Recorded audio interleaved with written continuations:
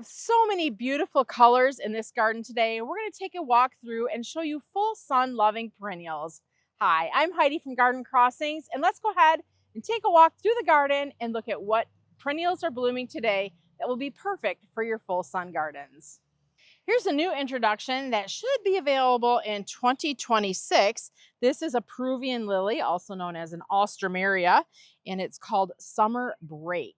I love the beautiful pink and white blooms. If you're looking for an excellent cut flower that will give you color all summer long, Alstroemeria Summer Break would be a great addition to your garden.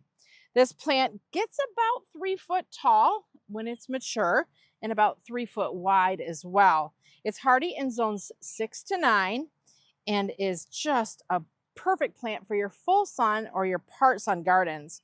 It attracts the butterflies, the bumblebees, and is just a great plant for not only the garden, but if you're looking to create a cut garden or create a beautiful border of color, Alstroemeria Summer Break would be a perfect plant for just such the location in your garden.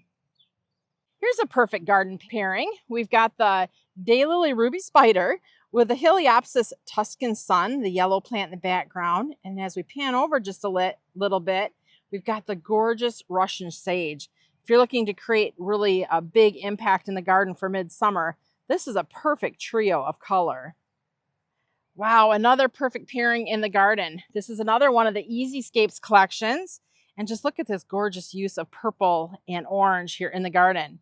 We have the Stand By Me Clematis, which is a non-clinging clematis. And it is just really showing off right now. This has actually been in bloom for about a month now.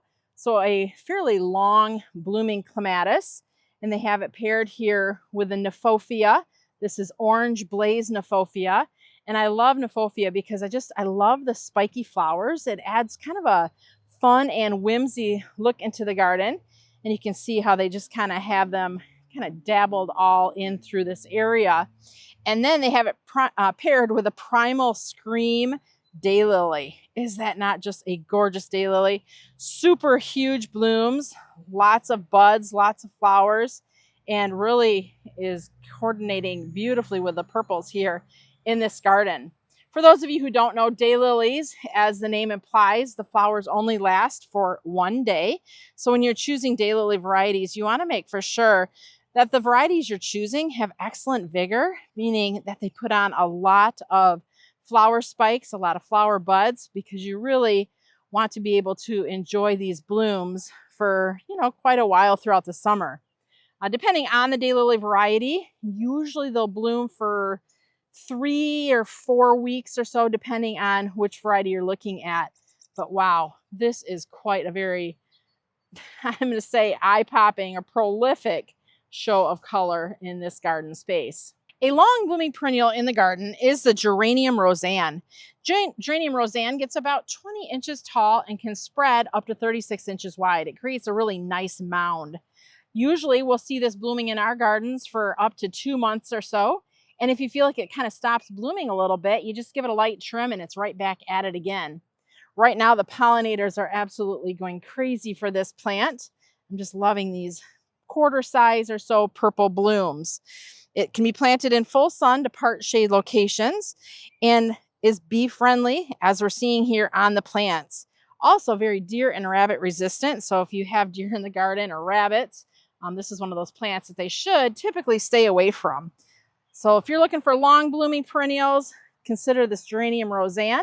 And I know for some of you, you're thinking, Heidi, this is not a geranium.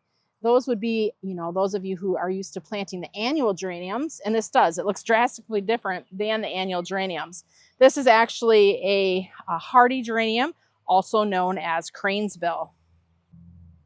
If you're looking to attract the butterflies to your garden, there is one plant you have to have, and that is milkweed. And that is especially if you're trying to attract the monarch butterflies to your garden. This here is Asclepias tuberosa, which is a native milkweed variety. Midsummer, it gets these gorgeous orange blooms on it. And not only does it attract those monarch butterflies, it also is a great pollinator plant. This plant gets 24 inches tall and 24 inches wide, creating a gorgeous mound of summer color. It's hardy in zones 3 to 9 and likes to be grown in full sun locations. So if you're looking to attract the monarchs to your garden, be sure to include an Asclepias tuberosa into your collection.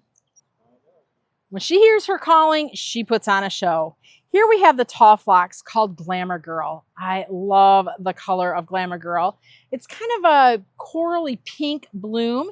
And the nice thing with the Glamour Girl phlox is it's fairly disease resistant. So with phlox, a lot of the older varieties, they'd get powdery mildew. But with the Glamour Girl and any in the Girl series, they have been bred to be some of the most disease resistant tall phlox on the market. Glamour Girl gets 32 inches tall and can spread up to 24 inches wide. She likes to be planted in full sun to part sun locations in the garden. Once she's established, she can handle a little bit of a more drier soil situation, but also likes to be grown in fertile soil. Blooms early to mid-summer and will rebloom with a nice little trimming. Attract the butterflies, the hummingbirds, and the bees to the garden with the Glamour Girl phlox. And it's also, if you're looking to create some native plant areas in your garden, the phlox Glamour Girl is also a native plant variety. If you're looking to add a moon garden into your garden design, that can easily be done with flowers or foliage that are the colors of silver and or white. Here we have the Artemisia silver lining, which is a great foliage plant with that nice serrated silver leaves.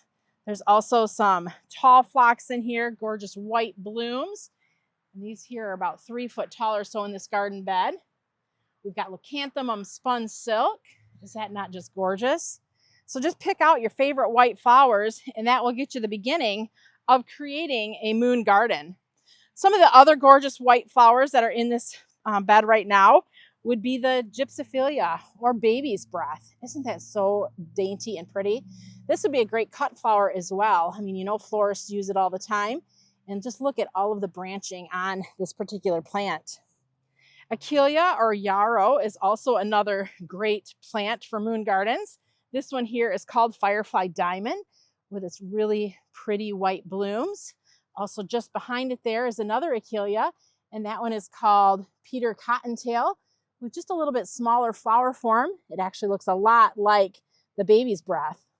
White Diamond's Bleeding Heart is also another great plant that you could add in to give you that little sparkle of white. And yes, this is a full sun bleeding heart.